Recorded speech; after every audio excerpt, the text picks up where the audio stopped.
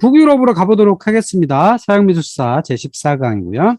자, 미술의 위기 16세기 후반의 북유럽입니다. 이탈리아에서는 르네상스 예술이 확산되고 있었고요. 그걸 약간 변형한 매너리즘, 마니에르스모가 확장되었을 때 북유럽에 있던 사람들은 누구냐? 가장 유명한 사람은 뒤로라고 하는 사람이죠. 이 뒤로가 목판화, 동판화의 대가였죠. 이 동판화로 이렇게 그림을 아주 상세하게 그렸던 사람이 뒤로죠. 얼마나 섬세하게 이렇게 철판을 가지고 그렸는지 사람의 모습이 아주 잘 표현된 거라고 할 수 있죠. 이 상세하게 동판화를 그렸던 사람이 뒤로입니다. 뒤로는 니른베르크에서 금세공사의 아들로 태어납니다. 그래서 이렇게 아마 동판화를 잘 다루는 기술이 있었던 것 같고요.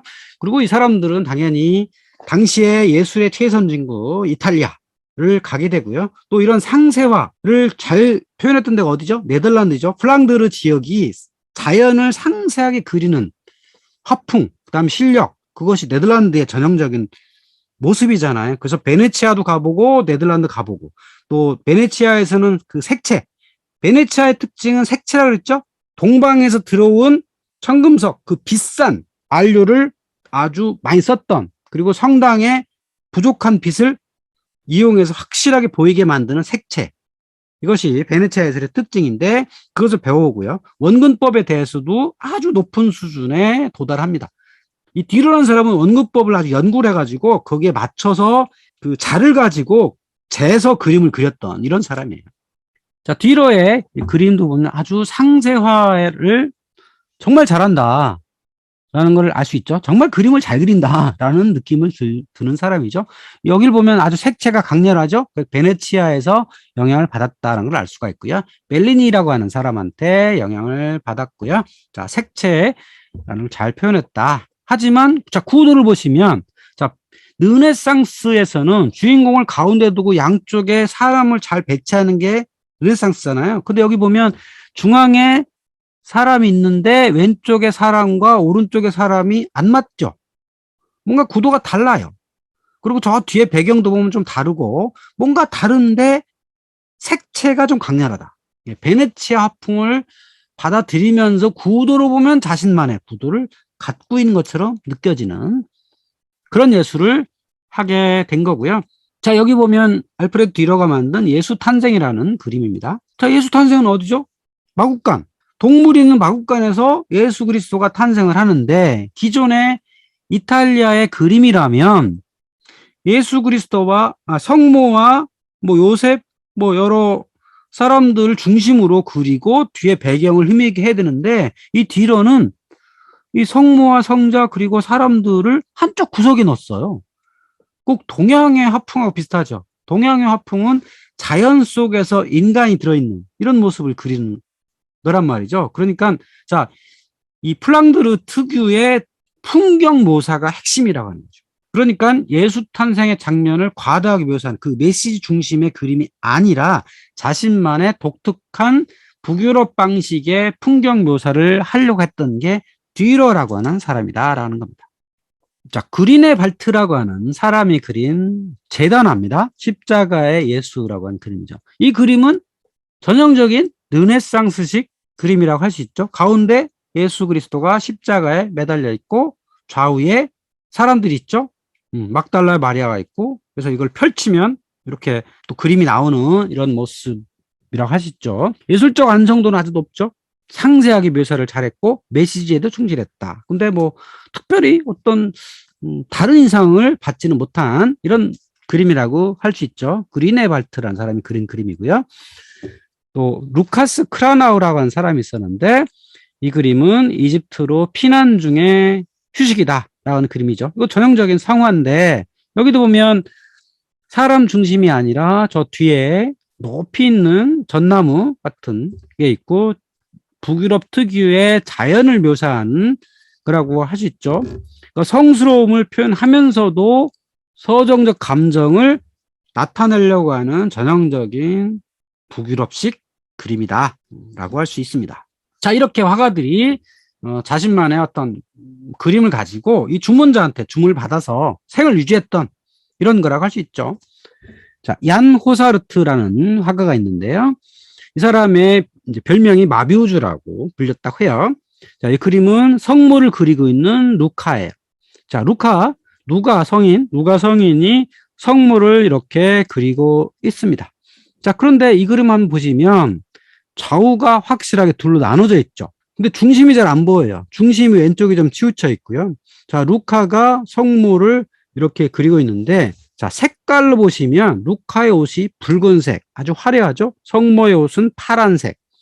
전형적인 베네치아식 화풍을 갖고 있다라는 걸 알 수가 있죠. 근데 지나치게 좌우로 나눠지지 않았나? 이런 게 느낌이 들죠. 가운데 기둥에 의해서 너무 이렇게 둘로 나눠져 있는 것처럼 이제 보이죠.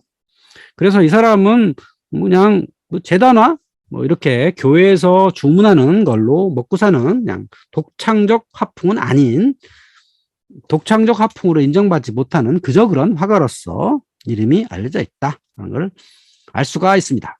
히에로니무스 보스라고 하는 사람은 이렇게 상세한 재단화를 그렸습니다. 지옥을 이렇게 상세하게 그렸어요. 전형적인 플랑드르 양식이라고 할 수 있죠. 굉장히 많은 사람들, 많은 장면들을 이렇게 다양한 색상을 가지고 그렸죠. 그러니까 이 그림들은 대부분 유화기 때문에 이탈리아에서 보는 그 프레스코와는 상당히 다른 모습을 보여주죠. 자, 유화가 주로 이 북유럽 지방에서 탄생을 해서 아주 상세하게 묘사하는 게 전형적인 모습인데, 히에로니무스 무스는 그 해화의 완성도에 있어서는 아주 최고봉까지 올라간 이런 그림을 그려냈다라고 할 수가 있죠. 뭐 더 이상 잘 그리지 못할 정도로 잘 그려냈습니다. 자, 그런데 유럽에 엄청난 일이 벌어집니다. 그게 뭐냐면 종교개혁이죠.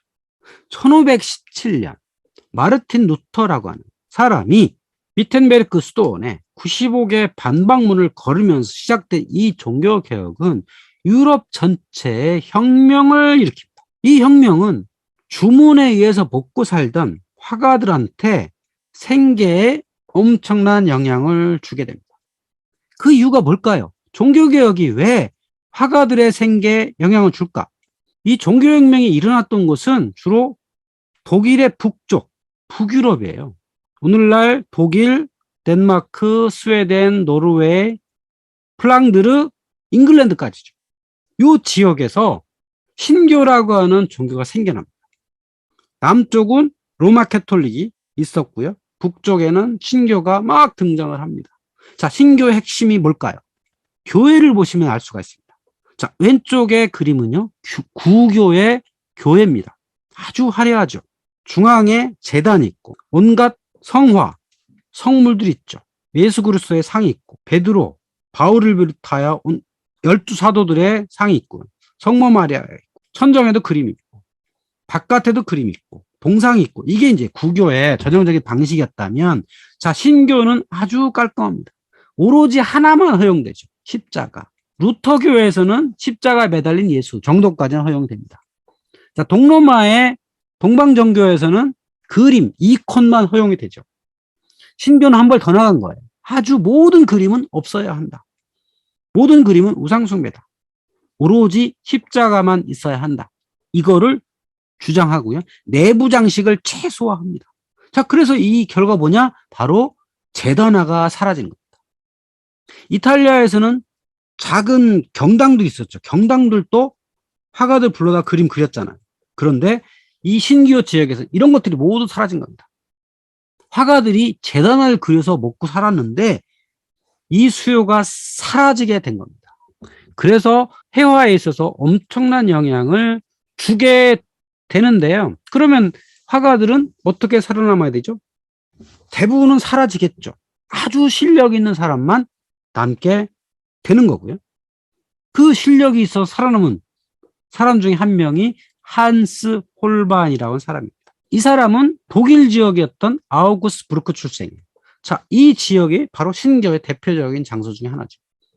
자, 화가 집안이었어요. 대대로 뛰어난 실력을 갖고 있었습니다. 한스 홀바인이 엘더가 있었고 주니어가 있었어요. 자, 이 사람 주니어인데 주니어가 유명한데, 자, 이 사람이 젊은 시절에는 성화도 그렸어요. 당시까지는 신교 영향력이 그렇게 크지 않았기 때문에. 자, 여기 그림에서 보시면 성모와 마이어 시장의 일가예요. 그러니까 마이어 시장이 주문했다라고 하는 거죠. 그런 그림, 전형적인 그 성화를 그리게 된 거죠. 아주 규칙을 잘 지키죠. 성모가 있고 마이어 시장이가 있고 옆에 뭐 성인들이 있고 이런 그림을 그리게 된 거죠. 뭐 색상도 보면 전형적인 성화라는 걸 알 수 있죠. 자, 그랬는데 이런 그림을 통해서 완벽하게 그림 실력을 확보합니다. 북유럽의 상세한 그림, 이탈리아 해화의 구도, 르네상스 그림 다 흡수하고 모든 실력을 다 갖췄는데 어느 날 갑자기 종교의 해오리가 끼쳐서 신교 영향력이 점점 커지고 제단화가 사라지고 일거리가 없습니다. 그래서 이 사람은 잉글랜드로 이주하게 됩니다. 당시까지는 잉글랜드는 여전히 예술이 살아있었고 거기에 뭔가 새로운 일거리가 있지 않겠느냐라고 하는 희망에서 잉글랜드로 이주를 하게 되는데요. 그 이주하게 된 어떤 그 소개하는 사람이 있었어요. 바로 에라스무스라는 사람이죠. 에라스무스는 로마 카톨릭의 개혁자 중에 한 사람이죠. 그래서 이 사람은 로테르담의 에라스무스라 불렸는데 이 사람이 추천서를 써주게 됩니다. 이 사람이 토머스 모랑 원래 친했거든요. 서신 교환도 많이 했어요. 토머스 모도 로마 카톨릭의 신봉자였고 에라스무스랑 어떤 사상적인 측면에 잘 맞아떨어진 사람이기 때문에 되게 친하게 지내서 토머스 모 병한테 이 사람의 추천장을 줍니다. 그러면서 뭐라고 썼냐? 지금 이 땅에서 예술이 죽어가고 있다. 그러니까 이 화가를 살려줘야 된다. 라고 해서 취직을 시켜줍니다. 그래서 이 사람은 이 한스 홀바인은 헨리 8세의 궁으로 들어가서 궁정화가로 취직을 하게 됩니다. 워낙 그림 실력이 뛰어났기 때문에 북유럽의 그림 실력, 이탈리아의 빛을 표현하는 거, 르네상스 화풍 모두 다 섭렵을 했기 때문에 아주 뛰어난 실력이 있어서 궁정화가가 돼가지고 그곳에서 헨리 8세 가족들의 초상화를 상당히 많이 그리게 됩니다. 여기 그림에도 보면 리처드 사울셀경 아주 사람을 상세하게 잘 그렸다는 걸 알 수가 있죠. 이 사람은 당대 최고의 초상화 작가로 등장을 합니다. 자, 헨리 8세가 또 뭘 했죠? 이 사람도 종교개혁을 했죠. 로마 카톨릭과 척을 졌죠. 그래서 영국 국교회에서도 이런 제단화 이런 것들을 잘 그리지 않았어요. 그리고 많은 수도원이 사라졌죠. 한솔반이 선택한 게 바로 초상화였던 거죠. 사진이 탄생하기 전까지 이 초상화라는 것은 언제든지 수요가 있었기 때문에 그쪽으로 집중을 하게 되죠. 여기 그림 보면 토마스 모어가 있고요. 로테르담의 에라스무스가 있죠. 모두 다 자신의 취직 자리에 도움을 준 사람, 굉장히 상세하게 그림을 잘 그렸다는 것을 알 수가 있죠. 헨리 8세 집안에 여러 사람들의 초상화를 그리게 됩니다. 자, 헨리 8세를 이야기하면 영국의 국교회를 만든 사람으로 잘 알려져 있죠. 자, 이 사람의 옷 입은 걸 보시면 이 사람의 옷은 오스만 투르크풍입니다. 오스만 사람들이, 오스만 군주들이 주로 입었던 옷을 이렇게 입고 있었다는 것을 알 수가 있죠. 아주 상세하게 그림을 그렸고요. 에드워드 6세의 어린 시절 그림도 보면 옷에 아주 붉은색 그리고 황금색을 잘 표현하고 있습니다. 한스 홀바인의 대표작은 대사들이라고 하는 거죠. 이 대사들의 모습을 아주 잘 그렸고 당시에 어떤 문화적 또는 상황이 어땠는지를 표현해주는 여러 소품들이 있습니다. 지구본도 있고 악기도 있고 대사들이 쥐고 있는 어떤 지휘본 같은 것도 있고 이들이 입은 옷 같은 것도 있고 있습니다. 자, 이 한스 홀바인이 이렇게 그림 실력이 있었던 사람인데 이 사람이 잉글랜드로 떠난 이후에는 독일 여권의 해화는 아주 쇠퇴를 하게 됩니다. 교회에서 주문이 없기 때문에 군주들이 초상화 외에는 그림을 그리지 않았단 말이에요. 그래서 점차 쇠퇴하게 되고 또 잉글랜드에서도 잉글랜드 국교가 탄생한 이후에 종교혁명이 점차 거세지거든요. 그러다 보니까 초상화만 남고 다 사라지게 되는 결과가 되게 되는 겁니다. 그래서 화가들은 살아남아야 될 거 아닙니까? 초상화 외에는 없다? 뭔가 다른 게 없을까? 라고 생각했더니 자, 플랑드르라고 하는 이 지역에서 특징이 있죠. 그림의 특징보다 상세하게 자연을 묘사하고 그 자연에 있는 것들을 제대로 잘 그리는 어떤 방법론들이 이 플랑드르 지역에서 살아나게 된 겁니다. 이 그림들을 풍속화, 장르 페인팅이라고 부릅니다. 장르, 어떤 종류 페인트란 뜻이에요. 그래서 자연 모방의 기술을 조금 더 연마를 하게 되는 거죠. 그래서 꽃, 나무, 마구간, 양태, 사람 이런 것들을 그리게 됨으로써 사물의 외관을 표현하는 엄청난 솜씨가 연마되게 됩니다. 원래 프랑드리에서는 이 중세시대에도 자연묘사 그림이 있었거든요. 위에는 성화를 그리고 맨 밑에는 무슨 개나 고양이, 뭐 꽃 이런 것들 조금씩 그리던 것들이 점차 15세기로 넘어가면서 일상생활의 장면들을 그리게 되고요. 그러면서 점차적으로 이런 풍속가게도 생기기 시작했는데, 자, 16세기에 플랑드르의 최고의 풍속화가는 피터 브레헐이다라고 알려져 있습니다. 자, 피터 브레헐의 대표작 이 뭐냐면 요겁니다. 시골의 결혼잔치입니다. 자, 이 그림 보시면 그림의 어떤 느낌? 베네치아풍이 아니죠. 뭔가 부드럽죠. 사람들이 부드럽고 색상도 뭘 붉은색이 좀 있긴 하지만 조금 더 부드러운 정말 시골스러운 느낌이 좀 있는, 또 구도 같은 경우에도 뭔가 이렇게 르네상스형이 아닌 약간의 사선으로 된 시골의 결혼식에서 벌어질 것 같은 그런 장면을 사실적으로 아주 세밀하게 묘사를 하고 있죠. 여기 보면 헛간에서 결혼식이 이루어지고 있어요. 가운데 그 파란 천 밑에 신부가 앉아 있고요. 사람들은 그 앞에서 연애를 즐기고 있습니다. 자, 왼쪽 좌측에 보면 문이 있고요. 문에서 사람들이 막 들어와요. 들어와서 있다 보면 중간에 악사들이 있고 그 음식을 나르는 사람들이 있고, 그 음식 나르는 사람 뒤에 어린아이가 앉아서 접시에 음식물을 이렇게 핥아먹고 있고, 그 뒤에는 술을 따른 남자도 있고. 그래서 여기에 보면 이 결혼식 장면을 아주 상세하게 잘 묘사하고 있다. 그리고 아주 부드럽다. 선이 부드럽죠. 이런 것들을 잘 묘사하고 있는 전형적인 풍속화를 그리고 있다는 걸 알 수가 있죠. 여기 그림에서 보시면 피터 브레일의 그린 추락하는 이카루스입니다. 여기도 피터 브레일도 아버지와 아들이 있어요. 여기 이제 아버지, 이제 대 피터 브레일이죠. 자, 추락하는 이카루스. 이것도 보면 약간 뭐 만화스러운 느낌이 좀 들기도 하는데, 상세하게 그리고 약간의 추상적인 장면이긴 해도 독특한 플랑드르식 그림이다라는 것을 우리가 느낄 수 있겠죠. 자, 오른쪽에 보면 네덜란드 속담이라는 제목의 그림입니다. 이 그림 속에는요, 온갖 네덜란드 속담들이 들어있다 그래요. 저도 그렇게 잘 깨닫지 못했는데, 네덜란드 속담에 있는 이야기들을 이 그림 속에다가 하나씩 하나씩 집어넣었다고 합니다. 저 지붕에는 어떤 뭐 동전 같은 뭔가 이렇게 올라져 있고요. 그 밑에 지구본 있는 어떤 창문에 어떤 사람들이 있고, 밑에 사람들이 막 다 있는데 이게 스토리가 들어있답니다. 그러니까 이런 스토리를 그림 속에 하나하나 상세하게 묘사해서 그려낼 수 있는 실력을 피터 브레일이 갖고 있었다는 거고, 중요한 건 이런 그림을 사줄 수 있는 주문자들을 찾아냈다는 거죠. 그럼 이 주문자들이 누구였을까요? 1559년경의 사람들은 요 플랑드르 네덜란드의 신교인들이었죠. 그러니까 구교, 그러니까 프랑스나 독일 지역에서 핍박받았던 그런 사람들이 자유를 찾아서 네덜란드로 갔죠. 그 네덜란드에 모였던 신교 측 사람들은 무슨 성화를 가질 수는 없죠.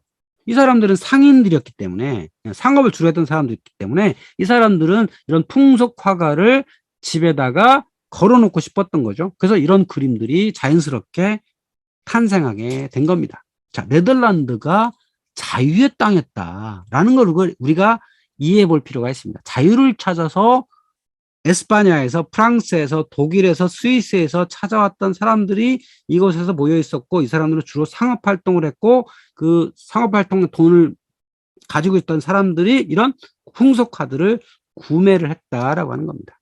브레일의 그림 중에 제일 유명한 건 요 바벨탑이에요. 자, 바벨탑은 성서에 나오는 유명한 장면들이죠.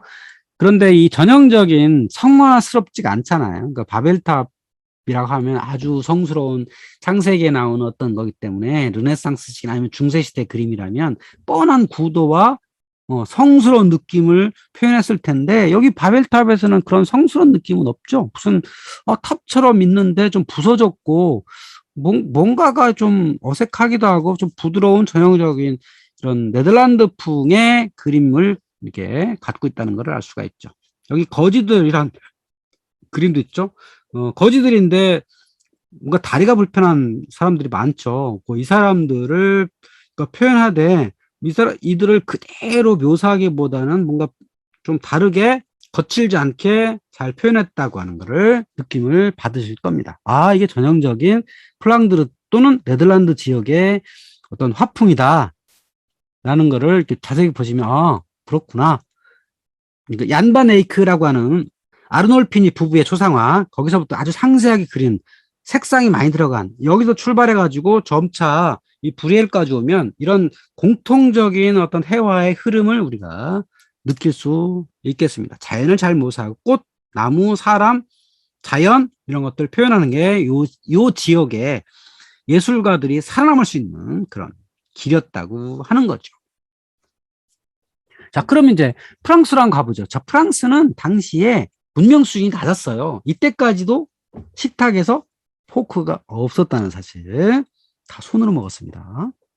17세기에 피렌체 까트리나 드 메디치가 왕궁으로 시집가서 그때 처음으로 포크를 먹었을 정도로 왕궁이나 귀족들이나 백성들이 모두 손으로 먹던 그런 시절이었고, 프랑스는 여전히 아주 수준이 낮았습니다.